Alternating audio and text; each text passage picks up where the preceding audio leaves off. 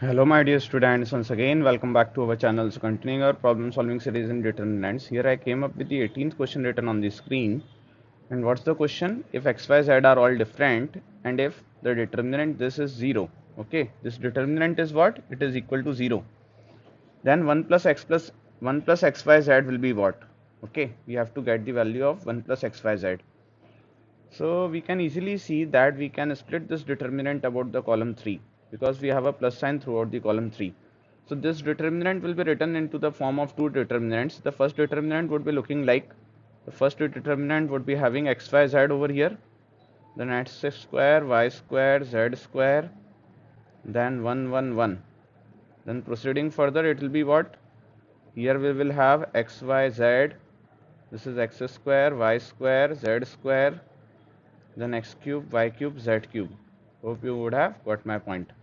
Now what we may get common from the row 1 of the second determinant? We may get x as a common. What we may get a common from the row 2 of the second determinant? We may get y as a common. What we may get common from the row 3 of the second determinant? Z we may get as a common. So what would be the value of the second determinant after taking x, y, z common from the row 1, row 2 and row 3 respectively? It will be written like this.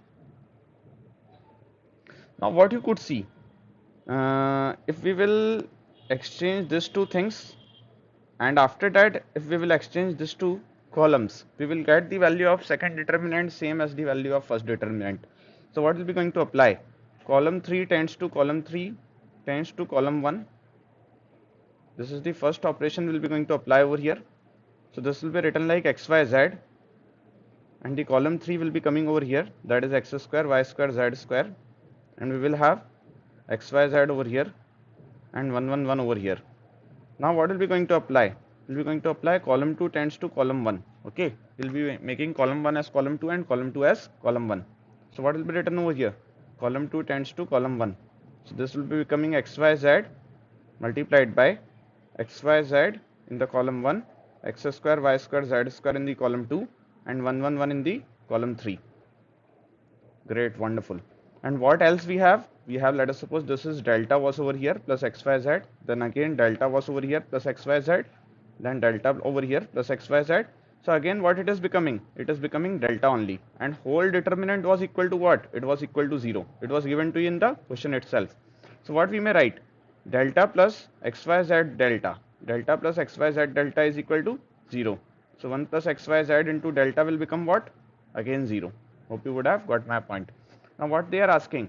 They are asking the value of 1 plus xyz will become what? 1 plus xyz will become what? So easily we may see, if the product of two numbers is becoming 0, either first one is 0 or second one is 0. Okay, so we will see that y delta is not equal to 0 and 1 plus xyz will become 0.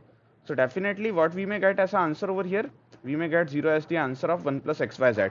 But we will still check whether the delta itself can become 0 or not. If delta itself will become 0, maybe 1 plus xyz may take some other value other than 0. So let's see if delta is becoming 0 or not. So what is delta? Delta is basically, sir, we know xyz in the column 1, xyz in the column 1, and x square, y square, z square in the column 2, and 1, 1, 1 in the column 3. So we may write, my dear students, row 2 tends to row 2 minus row 1, and row 3 tends to row 3 minus row 1. So what will be written over here? It will be written like y minus x, y square minus x square, 0. Then z minus x, z square minus x square, 0. Then x, y, x square and 1 we will be going to achieve it over here. So now what will be going to get? We have to check whether it can become 0 or not. If it would not be becoming 0, definitely 1 plus xyz will become 0. So now we may expand it about the column 3 and this 2 with the plus sign. So we'll be going to have this thing over here, and what we may get a common from the column 2, we may get row 2, we may get y minus x as a common from row 2 and z minus x as a common from row 3. So what we are remaining up with, we'll be remaining up with 1 y plus x, and then we'll be remaining up with 1 z plus x. Now we may easily see that x was not equal to y and was not equal to z. So this will not be equal to 0, this will not be equal to 0. Even if we will talk about it, z plus x minus y minus x we will get, and even this will not be equal to 0. So the product of three non-zero quantities can never become equal to 0. So if it is not equal to 0, definitely what must become equal to 0? This must become equal to 0. That means 1 plus xyz must become what? It must become 0.